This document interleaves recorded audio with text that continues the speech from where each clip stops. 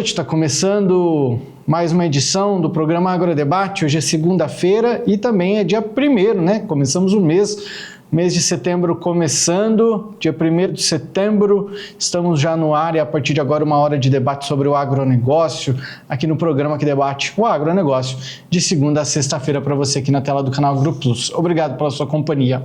Nos destaques do programa de hoje, a gente fala sobre o vazio sanitário da soja, que está se findando.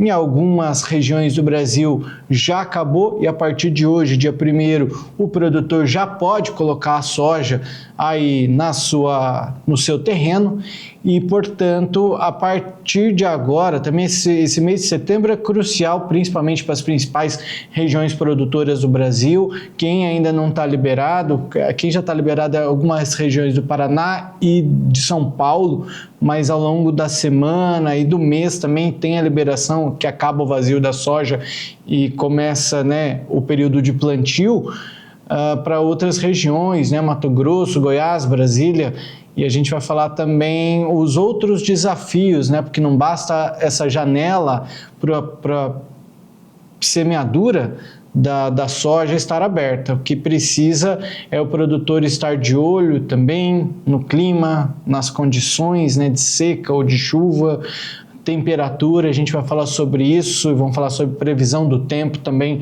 junto com esse assunto. Então, setembro chega aí com um período de plantio, mas também com um momento de análise por parte do produtor rural. E a gente vai falar também no programa de hoje sobre um consórcio de bactérias que juntas aí no cultivo do milho pode aumentar a produtividade e, consequentemente, também reduzir custos. Isso porque é através do uso de micro-organismos.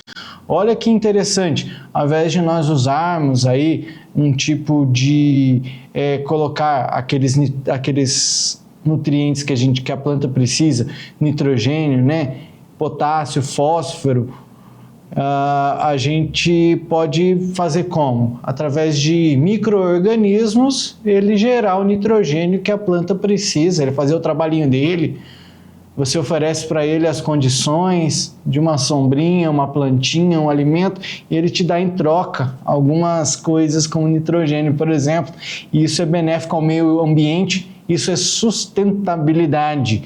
Chega a nos encher a boca para falar sobre isso, né, Daiane? Chega comigo, seja bem-vinda nessa segunda-feira, muito boa noite para você. São assuntos interessantes a serem tratados hoje, né?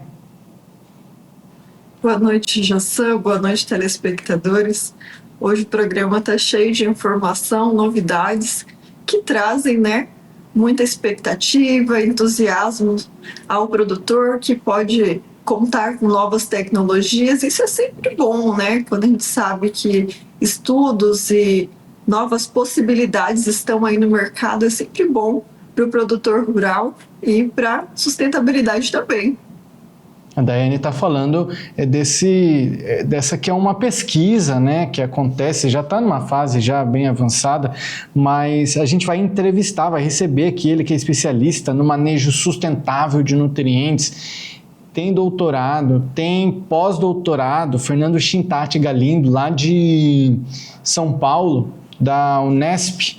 Ele vai falar conosco sobre esse estudo que já comprovou aí aumento da produtividade e redução de custos, né? Isso é bom e o que mais é importante, a sustentabilidade. Daiane, o programa só está começando, eu vou fazer o convite para você, para os nossos amigos telespectadores. Vamos debater o agronegócio?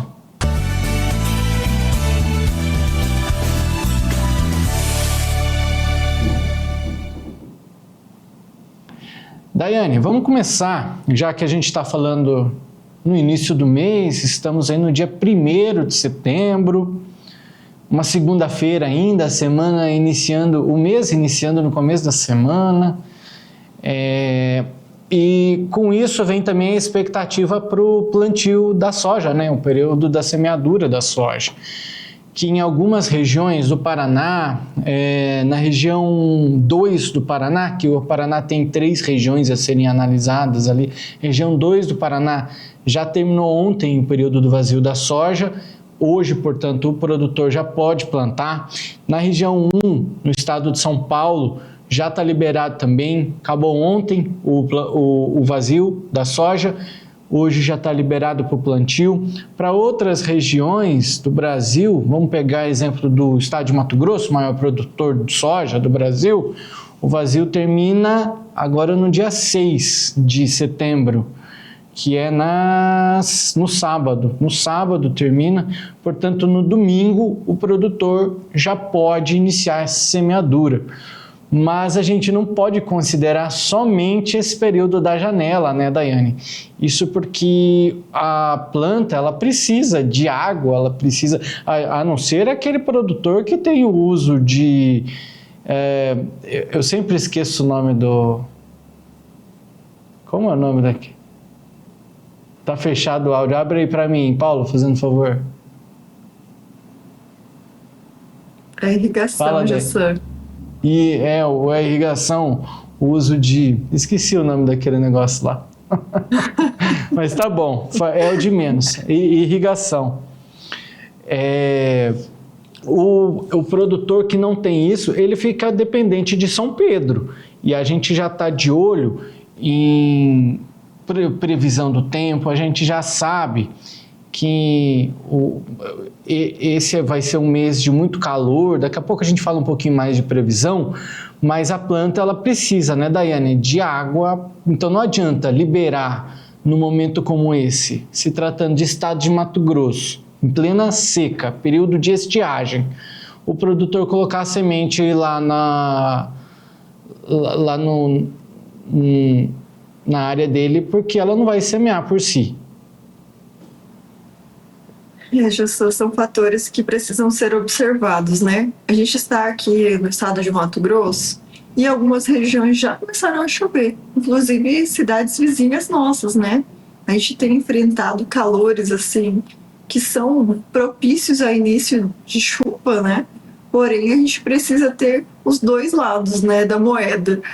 Nós precisamos esperar o período finalizado, vazio sanitário, que é um período necessário aí para, segundo o objetivo dele, para suspender e conseguir limitar, né, a ferrugem asiática, principalmente com relação à soja. Quando a gente fala de vazio sanitário com outras espécies, né, elas têm algumas outras especialidades, têm outras finalidades principalmente. Mas aqui na nossa região, Mato Grossense, falando especificadamente sobre o Mato Grosso, aqui nós temos o vazio sanitário deste ano, porque cada ano o vazio pode ser modulado, né, Jossan? A gente tem uma tabela aí que fala do Brasil todo. E engraçado que não tem um período único nem para o estado do Paraná, né? Ele é dividido por regiões. Então, é necessário sempre estar atento a cada especialidade de cada ano. Ano passado, por exemplo, o vazio sanitário se estendeu um pouco mais. Esse ano está um pouco mais curto. Terminando agora dia 6, o produtor já poderia, em tese, plantar, né, dia 7. Mas, como você falou, a gente depende também do clima, né? A gente depende da umidade do solo para que essa semeadura possa ser feita, a não ser quem tem pivôs, como você muito bem falou, com a irrigação de pivôs, aí sim é possível, né? Mas eu acredito que ninguém vai plantar com pivô a cultura da soja agora, sendo que vai começar as chuvas, seria um gasto desnecessário, né? A não ser que seja outra cultura, né? Para conseguir até um preço melhorzinho, né? Porque afinal de contas, plantar com pivô tem custo, né? E então teria que ser outro tipo de cultura. É interessante, a gente vai trazer até uma imagem, duas imagens, vamos por ordem aí, né?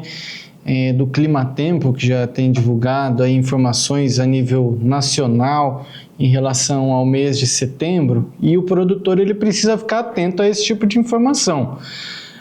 Nessa primeira imagem que a gente vai ver, a gente vai falar sobre a temperatura, a média de temperatura, tá? Isso aí, essas informações são do Climatempo. E como a gente pode ver na legenda ali, ó, as partes em azul, elas devem ficar com a temperatura abaixo da média. Azul clarinho, um pouco abaixo. Branco, dentro da média. Aí o rosinha ali, né, um pouco acima da média. E vermelho acima da média. Então a gente vê uma faixa ali no Brasil, né, de norte a sul do estado, do país, e que a gente vê aí mais incidência aí de aumento de temperatura média nessa região, e que pega o estado de Mato Grosso do Sul, o estado de Goiás, Piauí, Maranhão, que são grandes produtores. Então a gente pode já ver através dessa imagem, daqui a pouco a gente fala também, Daiane, sobre chuva, mas falando sobre temperatura, isso faz tirar até um pouco da umidade do solo, se eu não estou errado falar sobre isso, porque com aumento de temperatura acima da média, a tendência é que a água se evapore, então o solo ele vai perdendo umidade, o que pode ser algo não muito bom para a produção. Jussan, inclusive, quando nós temos essa questão da temperatura elevada, então diminui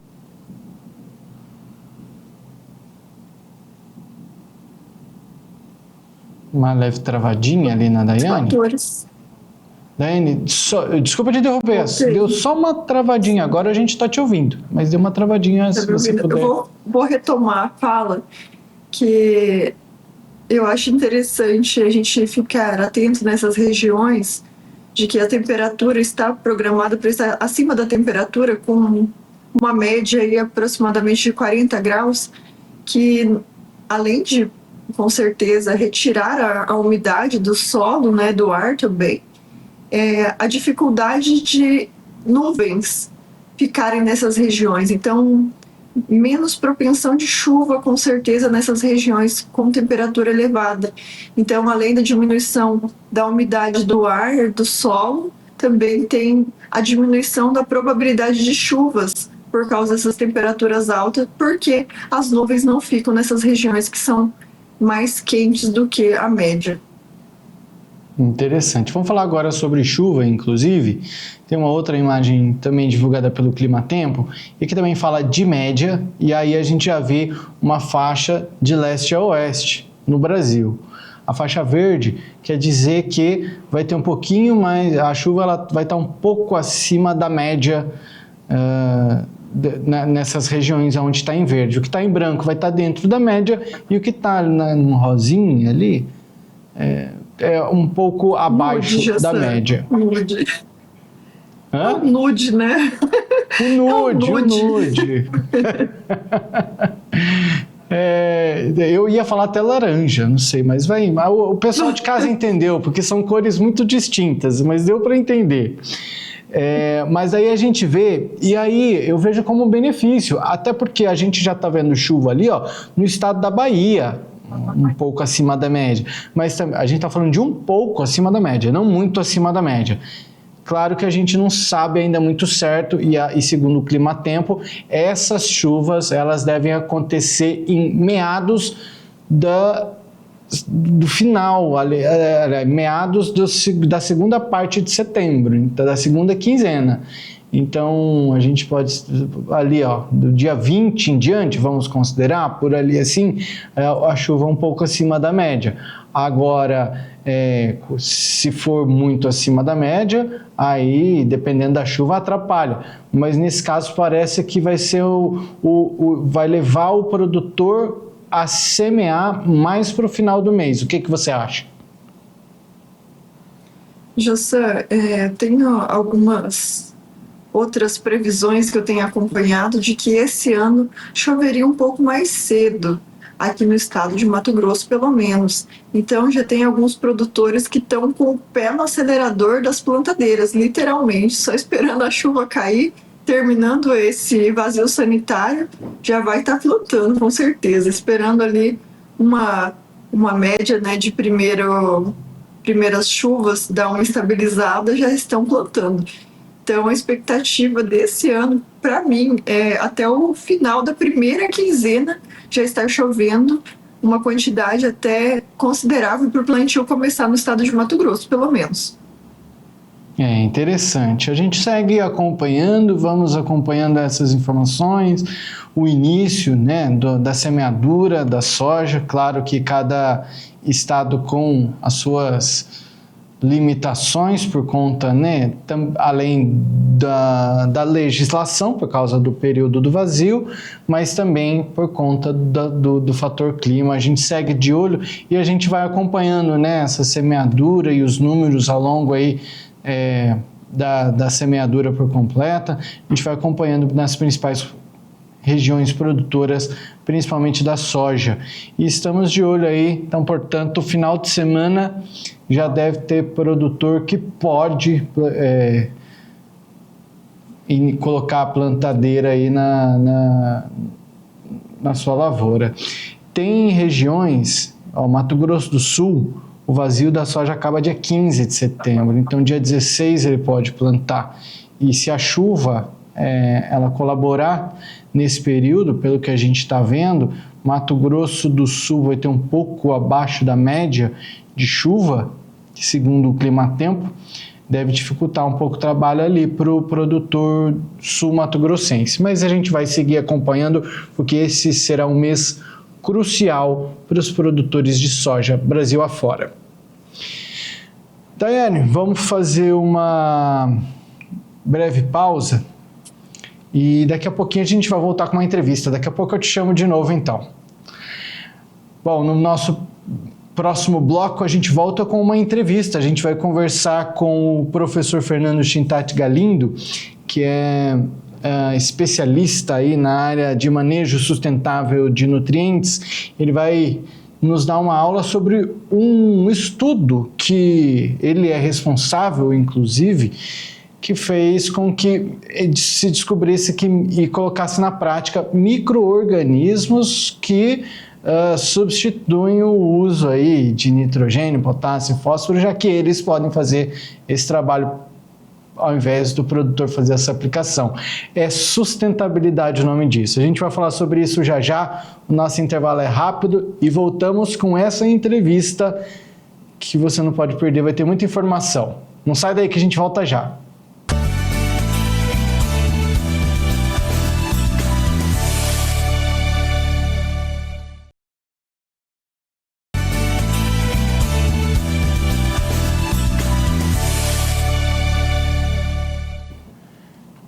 Agrodebate dessa segunda-feira, primeiro dia de setembro, está de volta. Muito obrigado a você que continua conosco, porque a entrevista desse bloco ela é muito interessante, que a gente vai falar sobre sustentabilidade, a gente vai falar de uso de micro-organismos, que isso tem uma base muito sólida aí na sustentabilidade.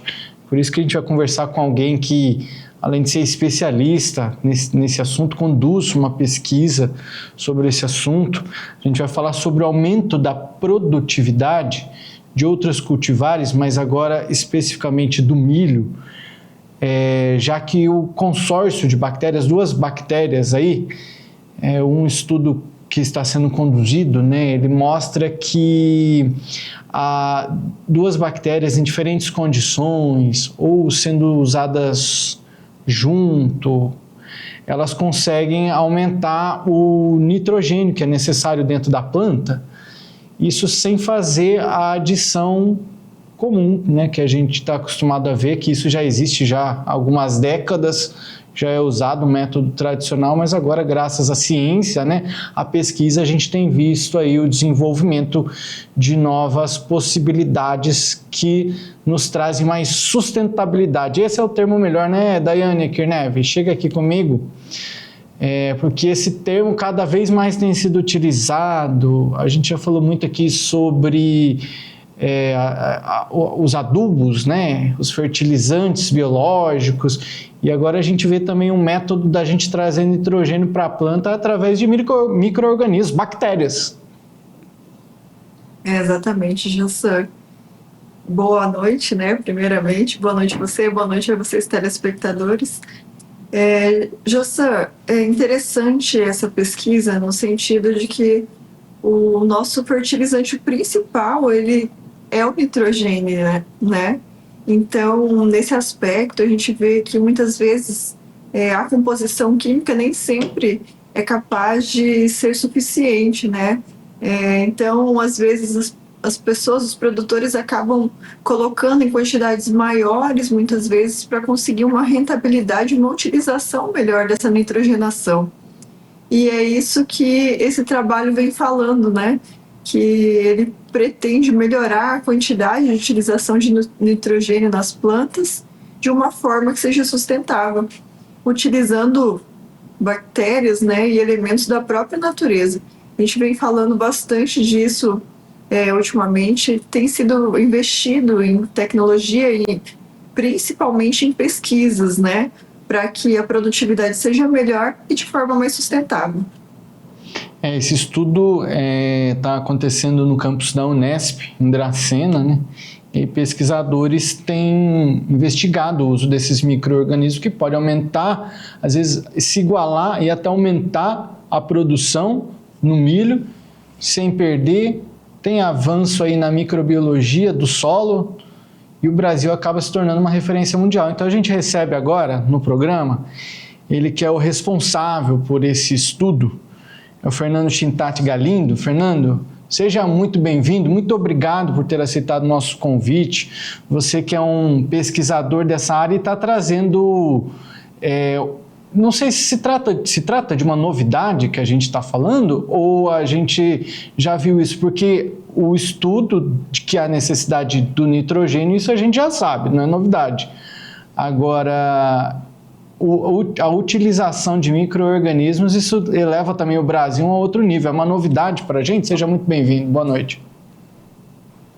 Boa noite, Jossan, Daiane. Satisfação participar com vocês nessa noite de segunda. Saúdo também os telespectadores. Bom, Jossan, na verdade, se a gente fizer um histórico da pesquisa, o estudo com micro-organismos, né, como você bem falou, já faz 50, 60 anos. Mas acredito que esse boom, né, da nova revolução da agricultura, revolução microbiológica, tenha acontecido de fato nos últimos 10, 15 anos. Né? Então podemos entender que é algo relativamente novo, né? A aplicação dos conceitos, o avanço da microbiologia aplicada a campo. Né? Então acho que de certa forma sim, é uma novidade, né, a aplicação. Fernando, Daiane, antes de passar para você, eu já quero fazer uma pergunta para o Fernando.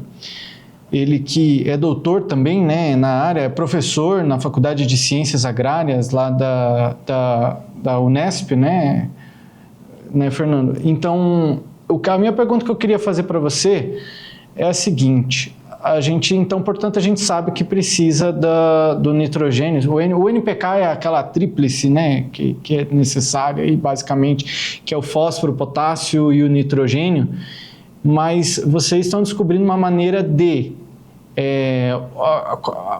levar o nitrogênio para a planta através de um micro-organismo ou através de um consórcio, né, que é dois micro-organismos. Pelo que eu li um pouquinho da pesquisa, vocês estão fazendo testes em várias condições, enfim, de várias maneiras. Então eu queria perguntar para você de que maneira que isso acontece e por que isso pode ser tão benéfico, seja para o ser humano, para o desenvolvimento da agricultura, como que acontece e por que tão benéfico?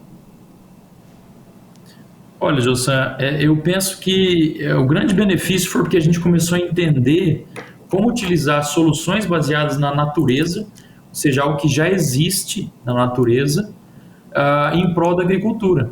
Né? Então, você imagine, olha que coisa fantástica, né? Se a gente for pensar em uma colher de sopa de solo, tem mais micro-organismos, dezenas de bilhões de micro-organismos do que população na Terra.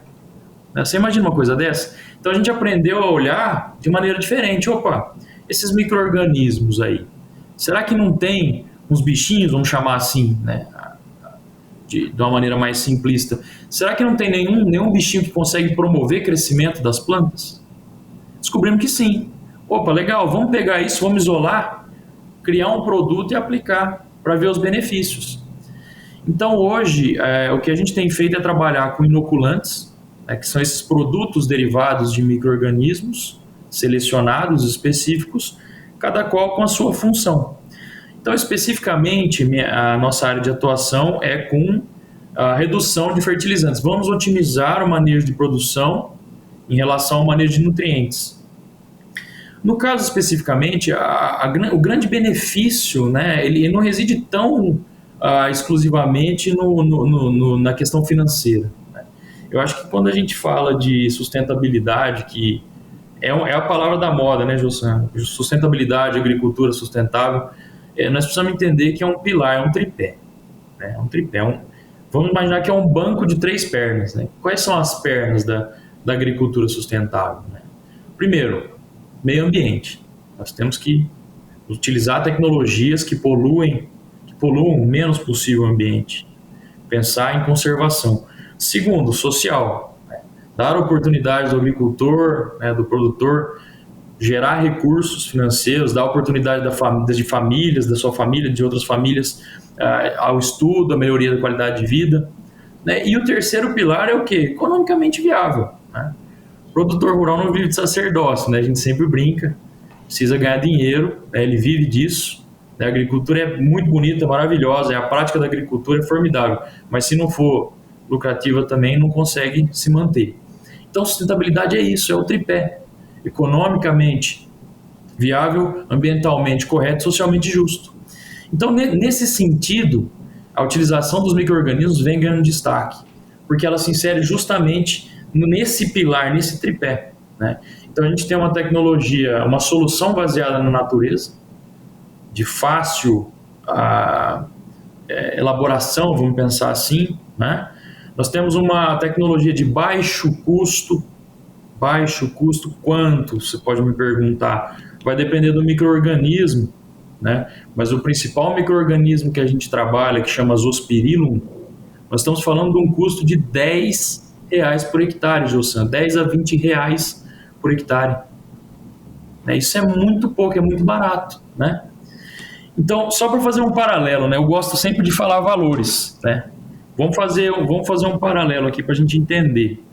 Estamos falando de vamos focar no Zospirillum, uma tecnologia de 10, 20 reais hectare. Então vamos pensar, você falou nitrogênio, vamos focar no nitrogênio, tá? Vamos pensar que hoje uma tonelada de ureia está em média R$3.500, tá? Um valor médio. Por meio dessas tecnologias, dessa aplicação de Zospirillum, os estudos, não só os nossos estudos, mas diversos estudos que foram realizados ao longo dos anos, mostram que é possível reduzir em torno de 25%, em torno de 20, que daria o equivalente a 25 quilos de nitrogênio hectare. Se a gente fizer a conta, né, o custo do Zospirillum, que é 10, 20 reais hectare, o custo da tonelada da ureia, então nós estamos retirando 50, 55 quilos de ureia, reduzindo com a utilização do micro-organismo. Nós estamos falando de uma economia, por exemplo, no milho, em torno de R$160 por hectare. Se a gente fizer uma projeção, tá? Aí tudo bem, projeções, não necessariamente o valor real, mas considerando uma área de milho que a gente tem no Brasil, nós estamos falando de 22 milhões de hectares, nós temos um potencial de economia mantendo-se no mínimo mantendo-se a mesma produtividade, de 3,5 bilhões por ano, né? Isso é muito dinheiro. Isso é muito dinheiro por uma tecnologia que, do ponto de vista ambiental, vai minimizar poluição de solo, poluição de atmosfera. Então, os benefícios são muitos, né? E hoje, isso é para milho, né? Mas se a gente pegar para a soja, por exemplo, diversos estudos já apontam que o mesmo micro-organismo co-inoculado com o Bradyrhizobium, que já é uma tecnologia, como você comentou no começo, já empregada há muito tempo, é possível, em média, aumentar a produtividade em torno de 3%. Se a gente projetar o custo da saca, né, e esse aumento de 3% da produtividade em função do custo do Zospirillum, que é baratíssimo, nós estamos falando de um potencial de mais de 11 bilhões por ano, né? Então, é um potencial muito grande. começamos já a trabalhar essa tecnologia, ainda a gente fala em estudos, mas nós estamos numa fase já de implementação, né? Por exemplo, hoje, o Jossan, Daiane, vocês têm ideia quantos % da área de produção de milho e soja já se utilizam esses micro-organismos em inoculação? Você faz ideia? Eu não deixo para a Daiane para fazer o chute dela, se tiver. Acredito que seja uma porcentagem bem baixa, sei lá, de 3 a 5%. Tanto para milho e para soja, dados da ANP, né, Associação Nacional de Promoção e Inovação da Indústria de Biológicos, de 20 a 30% já da soja produzida no Brasil e do milho produzido no Brasil já se utilizam os Zospirillum brasilense em inoculação. Então você vê que é assustadora a evolução, o avanço, que talvez até 5 anos atrás era uma tecnologia pouco comentada e hoje é uma realidade, já podemos pensar assim, praticamente 1/3 da área, segundo os últimos dados da ANP, mostram que já contam, por exemplo, com a inoculação específica do Zospirillum, né? E é importante até fazer a menção, Jossan, Daiane, né, de quem hoje a gente trabalha, hoje assim, já falamos num cenário de 10 anos, 15 anos, mas diversos outros pesquisadores vêm trabalhando ao longo da carreira 40, 50 anos de pesquisa, né, e hoje a gente vê que, de fato, é uma realidade e chegou o momento de colher o que foi plantado lá atrás, né? Aí eu faço uma menção à doutora Mariângela Hungria, que recentemente foi premiada com o Oscar, né, da Agricultura, o Prêmio Nobel da Agricultura, né, o Prêmio Mundial da Alimentação, World Food Prize 2025, graças principalmente a ela acreditar, 40 anos de trabalho, né, acreditando na utilização de micro-organismos e um trabalho maravilhoso, né? Então, é uma linha que a gente vem trabalhando, que apresenta muito potencial, já está se tornando uma realidade. Tentei, na época que ela foi premiada, mandei e-mail à torta direita, porque queria trazer ela para cá. Uma hora eu consigo. Daiane, vem lá, junta ao debate aí. Você trouxe um ponto muito importante, que é já a utilização de inoculantes, né? E a gente sabe que é um desafio isso para a nossa região, principalmente aqui no nosso Mato Grosso, que é uma área muito quente, pois trata-se de micro-organismos vivos, né?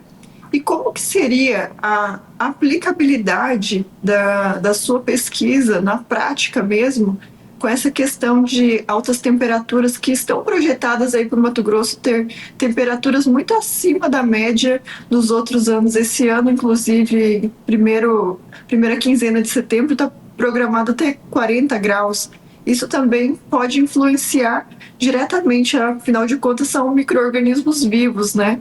E também, se você pudesse falar para a gente sobre o controle desses micro-organismos, porque quando a gente fala em fixação de nitrogênio, a gente sabe que esses que a gente tem usualmente tem uma aplicação de 50% mais ou menos. Então, muitas vezes, aquele produtor vai querer ter mais, não pode aplicar demais também. Quais seriam os problemas relacionados a isso? Muito bem colocado, Daiane. O que acontece? É um micro-organismo vivo, né? Temperatura elevada, falta de umidade é um problema. Opa, acabei de falar os principais problemas da agricultura tropical, né, de maneira geral. Como que faz, né? Então, existem algumas estratégias, né, de aplicação. Os inoculantes hoje são muito versáteis. Então, a gente vamos pensar assim, em formas de aplicação. Como é que eu vou aplicar esse inoculante? A maioria dos inoculantes hoje é líquido, tá? Líquido, eventualmente turfoso. Parece um aspecto de café, assim, né, a turfa. Então, você pode fazer inoculação na semente, tratar na semente, antes de iniciar a semeadura, né, o plantio. Pode ser feito no suco de semeadura, utilizando-se um aplicador acoplado na semeadura. Então, não vai direto o contato na semente. E pode ser feito na barra, né? O que é na barra?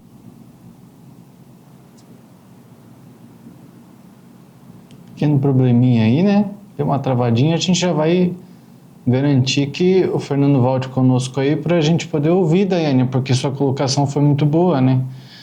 Falando de temperatura, no bloco anterior a gente falou aí um pouquinho sobre temperatura, mas uma coisa que pega muito é o porquê, Daiane. Já a gente reformula a pergunta para o Fernando assim que ele voltar, mas a necessidade, por que da necessidade disso? Até porque você aplicar o nitrogênio direto na semente para germinar ali, você tem uma taxa de emissão de CO2, tem algo assim, né, e você acaba gerando um problema também para o meio ambiente. É por isso que o micro-organismo ali, ele acaba se tornando tão importante, porque ele faz esse trabalho sem a gente poder fazer a aplicação, sem ter outros problemas, se é que a gente pode falar assim, desencadeados a partir de uma necessidade, né, de uso de insumos aí.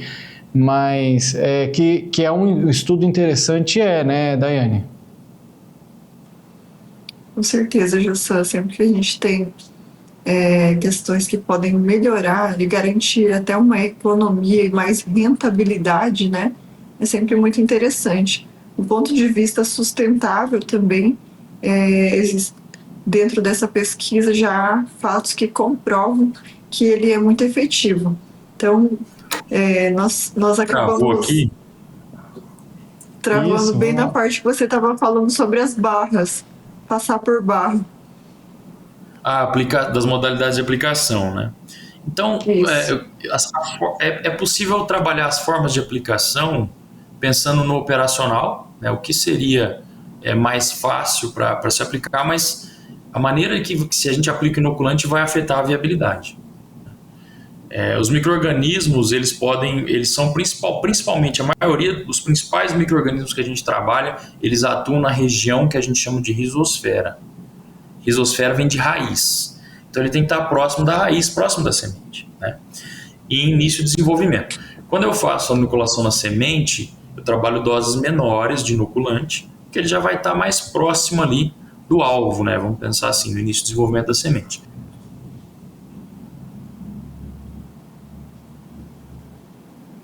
Mais uma leve instabilidade aí.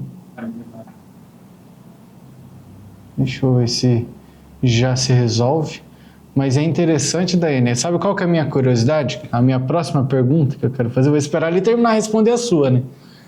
Mas a curiosidade é como que isso chega até o produtor rural, né? De que maneira? Desculpa, Jussan, não consegui te entender. Hoje a internet eu acho que não tá nos ajudando 100%, né? Mas uma curiosidade que eu quero perguntar para ele envolve, depois dele terminar de responder a sua pergunta, né? Envolve como que isso vai chegar até o produtor rural, né? De que maneira? Isso é interessante, né? E qual a minha próxima dúvida com relação ao trabalho dele, né? Quanto tempo para chegar até a nossa agricultura, né? Aí, Fernando. Olá, pessoal. Peço desculpa pela instabilidade. Eu acredito que seja aqui, né, a instabilidade. Peço desculpa que hoje a internet não está colaborando com a gente aqui. Brasil inteiro, ultimamente, a gente tem tido problemas, mas faz parte, é assim. Mas a gente está conseguindo te entender. Mas você vê que essa questão da forma de inoculação, Daiane, está diretamente relacionada, né, com a viabilidade dos micro-organismos. E é importante essa preocupação. Né? A gente tem visto cada vez mais hoje o produtor investir em produção on-farm, né, que a gente costuma chamar, que seria a produção do próprio micro-organismo em sua propriedade. Ele compra a base do insumo e replica os micro-organismos na propriedade. Né? Precisa tomar muito cuidado com essa modalidade, né? Pensando em viabilidade dos micro-organismos e segurança. Né? Não são todos os micro-organismos que são benéficos. Né? A gente pode ter potenciais contaminantes e isso pode representar um risco. Tem que tomar cuidado. Né? Então, essa questão de garantir que, de fato, nós estamos aplicando aquele micro-organismo específico que a gente gostaria de aplicar na concentração adequada, né, sem contaminantes, é importante. Então, precisa tomar cuidado. Dá para trabalhar um farm? Dá, mas é cuidado redobrado, tem que ter assessoria técnica, tem que ter controle de qualidade. Né? Lembra que a gente comentou logo no início aqui, né? Em uma colher de sopa de solo tem mais micro-organismos que a população mundial. Nem todos são benéficos, né? Alguns fazem muito mal para a nossa saúde, né? Então tem que tomar cuidado. Você chega a mencionar numa publicação no site, no jornal da Unesp, como que é importante essa atenção, já que o solo ele pode ser diferente, né? Não, enfim, em uma região, um talhão está numa condição, outro talhão está noutra, enfim, não existe uma receita, é algo mais ou menos nesse sentido que você fala. Mas uma dúvida que eu e Daiane estávamos conversando é de como que isso chega, né? Você disse que já existe aí uma grande porcentagem de produtores brasileiros que estão fazendo uso disso. É através dos bioinsumos on-farm? Ou de que maneira que isso está chegando e deve chegar? O que você acredita também, isso já sem ser dados de fato, né? Mas se tratando de uma perspectiva sua, se isso seria possível, qual que seria uma expectativa de se o Brasil deve chegar em algum momento de uma expansão grande para o uso dessa modalidade, ou qual que é a tua perspectiva?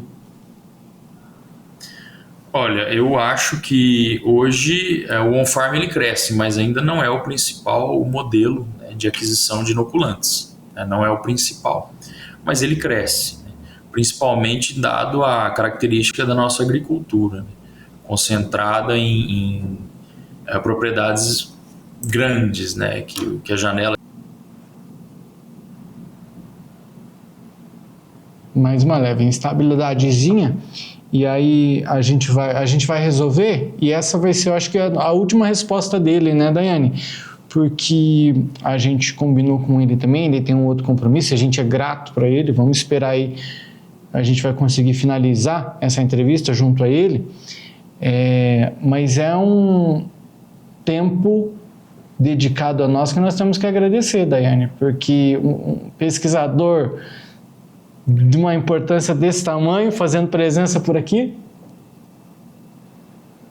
É verdade, José, e ainda mais pelo fato, né, de estarmos presenciando essa evolução na agricultura, né, José?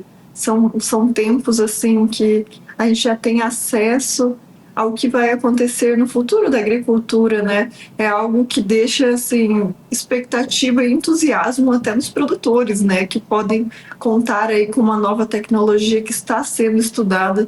Eu gosto muito desses estudos que são voltados à tecnologia, à sustentabilidade e também à produtividade. Eu quero fazer mais uma pergunta para ele, tomara que dê tempo, né? A gente tem alguns institutos que estudam bastante, né, para trazer esse desenvolvimento, e só graças a estudo e tecnologia que nós podemos plantar aqui no Centro-Oeste, no nosso Cerrado.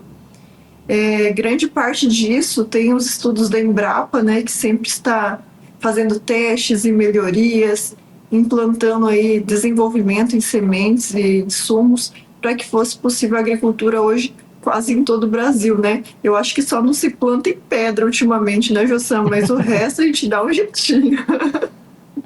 Tem que ser grato a esses pesquisadores aí, cientistas, né? Fernando, eu sei que o seu tempo está curto aí conosco. Vamos tentar aí só concluir essa última pergunta ali. Você estava falando, pode continuar, por favor. Jossam, Daiane, vocês me desculpem, viu, a internet hoje, mas o que a gente estava falando é que não existe receita de bolo, né? Não existe receita de bolo na agricultura, cada caso é um caso, né? E por que essas variações de internet, inclusive? Porque nós estamos aqui numa região, no oeste paulista, que lembra muito, por exemplo, uma condição lá da Bahia. Temperaturas elevadíssimas em época de safra, próximo de 40 graus, déficit hídrico acentuado, né, veranico acentuado, que também acontece de maneira recorrente no Mato Grosso, né? Então, a ideia dos micro-organismos é justamente tentar mitigar essas condições, né? Mas como a gente havia falado, nós vamos ter muito problema de viabilidade com os micro-organismos, né? E a perspectiva com relação a os inoculantes, eu acredito que vai crescer tanto a adoção por meio de inoculantes normal, pacote de inoculante, os bags de inoculante, quanto on-farm. Só que eu vejo o entendimento por parte do produtor e o entendimento importante e que está acontecendo da necessidade do controle de qualidade. Porque sem isso, eu penso que o on-farm não vai conseguir se tornar uma modalidade interessante. Nós temos que cuidar. Estamos falando com micro-organismos que são benéficos, mas que têm um potencial agressivo também muito grande, nocivo muito grande, né? Precisamos garantir que de fato estamos aplicando o que queremos, né? E quando a gente fala de microbiologia e micro-organismos, o problema ainda é maior. Por quê? Quando a gente enxerga, é mais fácil. O que a gente não enxerga, que é o caso desses bichinhos microscópicos, fica muito mais difícil, né? Para isso que servem estudiosos como vocês, pesquisadores, então a gente só tem a agradecer. Quero agradecer seu tempo também, estou correndo aqui, porque eu sei que você tem um compromisso agora também, então a gente gostaria de agradecer a sua participação e com certeza eu vou te mandar mais e-mail para outras participações aí, hein? Obrigado por hora. Daiane, sua vez também. Quero agradecer e parabenizar por esse trabalho incrível, né? Estava até comentando aqui com o Jossan antes, saber que a agricultura só é possível no formato que ela é, graças a estudiosos como vocês, né? Parabenizar aí por toda a dedicação e esforço pelo nosso agronegócio. Obrigado, Jossan, Daiane, foi uma satisfação conversar com vocês, ainda que num tempo curto, né? Uma pena a queda de internet, né? Mas faz parte. Espero aí participar numa próxima. Contem comigo. Obrigado, viu? Faz parte. Valeu! Parabéns mais uma vez. Um grande abraço para todos aí os envolvidos nessa pesquisa. Valeu, Fernando. Daiane, acho que a gente vai fazer o nosso último intervalo comercial de hoje. E daí no próximo bloco a gente volta para falar de um assunto que também envolve aí o milho, viu? Já que a Impasa e a AMAGGI anunciaram uma parceria. Daqui a pouco eu te chamo de volta.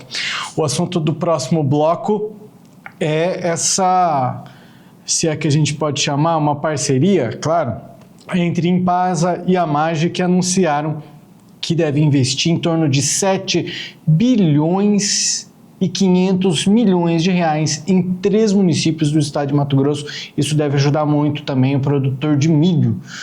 A gente volta já, o intervalo é rápido.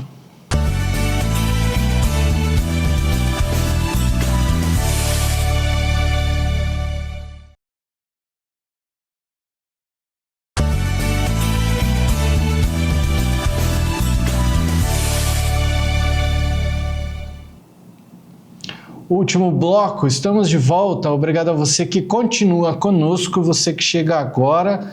Ainda temos aí 10 minutinhos de programa, então não sai daí que dá tempo da gente discutir um último assunto aqui, que é interessante. Hoje o programa foi basicamente, sobre plantio. A gente já teve aí, portanto, já falamos sobre a expectativa do início do plantio da semeadura da soja, já falamos do milho, o uso do consórcio de bactérias aí, nessa entrevista valiosíssima do Fernando Galindo, inclusive mais uma vez muito obrigado a ele aí, pela participação, falando sobre o desenvolvimento na lavoura com custo reduzido, com uso de micro-organismos, para garantir mais sustentabilidade para a nossa produção. Isso é lindo de se ver. E agora a gente fala sobre o anúncio de uma parceria entre Impasa e AMAGGI, que anunciaram essa parceria aí para investir 7 bilhões e meio de reais em 3 municípios no estado de Mato Grosso. A AMAGGI e a Impasa, que a Impasa já está famosa no estado de Mato Grosso pelas suas usinas de etanol, firmaram uma joint venture para construir 3 usinas de etanol de milho em Mato Grosso, a primeira em Rondonópolis e depois Campo Novo do Parecis e Querência. O aporte previsto é de 2 bilhões e meio por planta, que vai totalizar esses 7 bilhões e meio com as 3 fábricas. A nova empresa ela precisa passar ainda pelo crivo do CAD, para ser formalizada, e o anúncio foi feito na sexta-feira, dia 29. Daiane Kirnev volta aqui comigo, minha amiga, para a gente voltar a conversar. já que a gente está falando de uma parceria que deve gerar frutos para o produtor mato-grossense. A gente tem conversado muito sobre a importância do que o milho tem cada vez mais recebido justamente por causa do etanol. A gente já sabe, não vamos nem repetir demais, mas fazemos etanol a partir do milho, gera o DDG, que é um alimento para os animais, isso vai para a pecuária, ou seja, é a bola da vez e esse investimento deve trazer melhorias, ou você tem uma crítica por aí para trazer para a gente? Justa, com relação à indústria de etanol, eu vejo inúmeros benefícios, né? Porque a gente traz uma infinidade de benefícios, principalmente para a nossa região, que não vai depender tanto de exportação nesse sentido, né, de milho, e também não fica tão refém de valores do mercado praticado. Então, aqui nós temos uma grande produção e ter um consumo já pela indústria nacional, ela viabiliza muito o negócio. A gente não depende tanto de exportação, a gente tem combustível limpo, né, sendo gerado, e também é um incentivo novo à utilização desses combustíveis.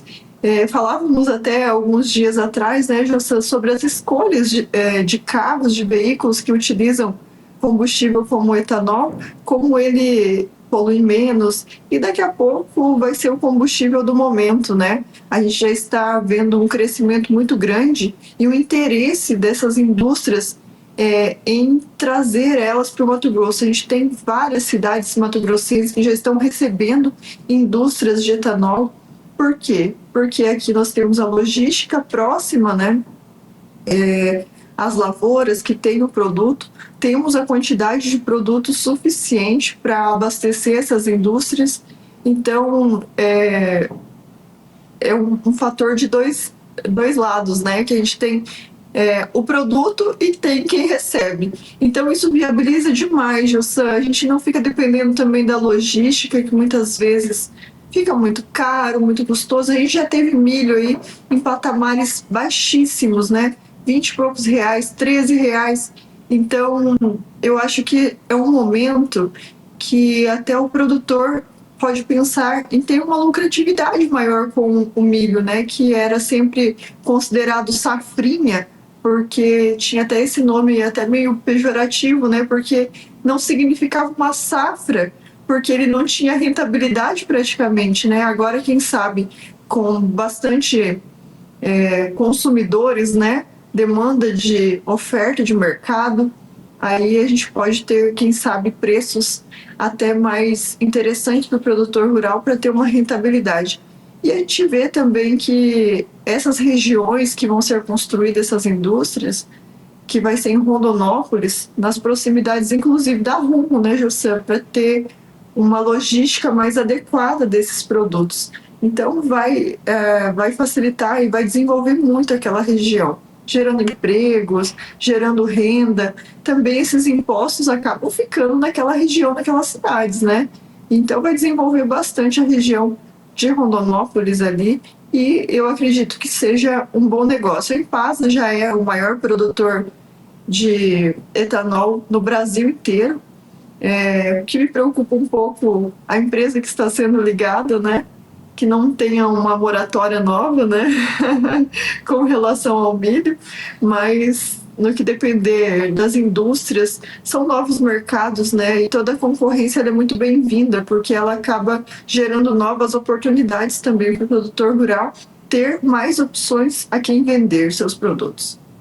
A Daiane trouxe um ponto de vista muito interessante para mim, que você falou, a geração de impostos fica no estado de Mato Grosso, né? Isso porque a gente costuma ver o contrário, produtos sendo feitos em outras regiões do Brasil, aí gera empregos lá, o que gera impostos, fica tudo por lá e a gente acaba comprando.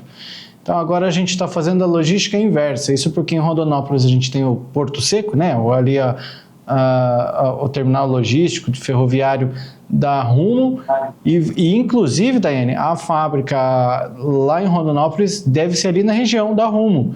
Então deve facilitar muito o escoamento aí dos produtos lá para o Porto de Santos ou para outras regiões aí que estejam na linha da ferrovia.